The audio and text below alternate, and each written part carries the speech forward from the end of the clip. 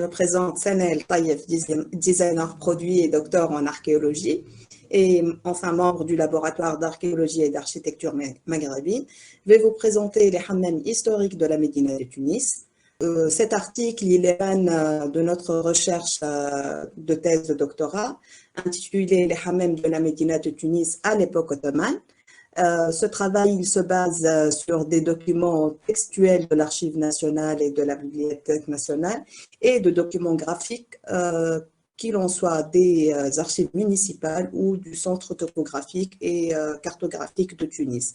Dans cet article, en premier temps, nous situerons les hammams dans le temps et dans l'espace. Par la suite, on va aborder les spécificités architecturales de ces établissements. Et enfin, nous allons présenter deux exemples de hammams de la Médina de Tunis. Donc, on va commencer par ce que dit Ibn Khaldoun. Donc, les hammams, c'est un signe de richesse d'une ville. Il dit, lorsque la civilisation évolue et que des conditions de luxe y apparaissent, des métiers sont inventés, en particulier dans les villes où l'urbanisme est évolué et où le luxe et la richesse et la jouissance sont répandus. On trouve des hammams que l'on ne trouve pas dans les villes moyennes. Donc, dans ce sens, on est parti dans cet article pour voir le nombre des établissements des hammams de la Médina de Tunis et puis voir sur terrain l'évolution ou la diminution de ce nombre d'établissements. Donc, sinon, dans cet article, vous allez trouver aussi les quelques caractéristiques. Donc, on a le père Pierre Dan qui nous dit que les hammams sont répartis disposent d'une répartition horaire et donc ils sont pour les hommes le matin et pour les femmes l'après-midi. Et on a aussi des récits d'autres voyageurs qui indiquent qu'on avait des hammams d'hommes et des hammams de femmes, chacun à part. Donc vous allez découvrir dans cet article comment ils sont répartis.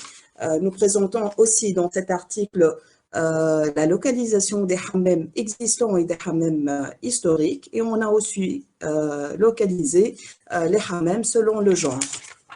Donc, vous allez aussi découvrir dans cet article le nombre de personnel du hammam qu'on a perdu actuellement. On peut dire qu'à Tunis, il y avait 177 garçons de bain. Donc, il y a des fonctions qui ont disparu. On va les voir. Et puis, on verra qu'au hammam des femmes, c'est différent. Donc, il n'y a pas autant de personnel comme au hammam des hommes. Et si on parle des femmes, on ne peut pas ne pas parler du douzaine del hammam. Et donc, les ustensiles en cuivre destinés au hammam des femmes.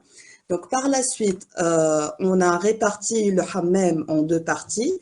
Donc, une partie destinée aux clients et une partie qui est destinée au personnel du hammam. Chaque partie a sa propre entrée.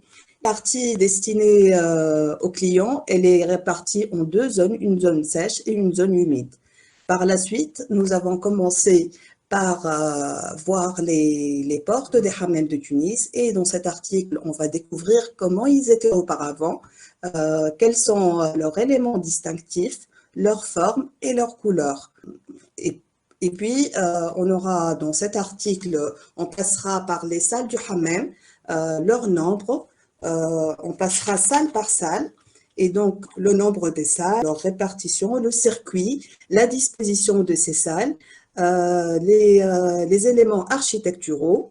On ne va pas oublier dans cet article le système de chauffage de l'eau et le système de chauffage des salles. On ira voir les terrasses et puis, on donnera deux exemples différents. Donc, ici, ce sont deux hammams qui n'ont pas été traités auparavant dans les études. Donc, on a ici hammam Boussandal qui était destiné aux femmes et qui est au faubourg de Bab Souira. Il est antérieur à 1666. Et on aura par la suite hammam El Mar, le plus grand hammam de la Médina de Tunis. Il est ici au faubourg de Bab Zira et il était destiné aux hommes. Donc, je vous invite à découvrir l'article. Merci.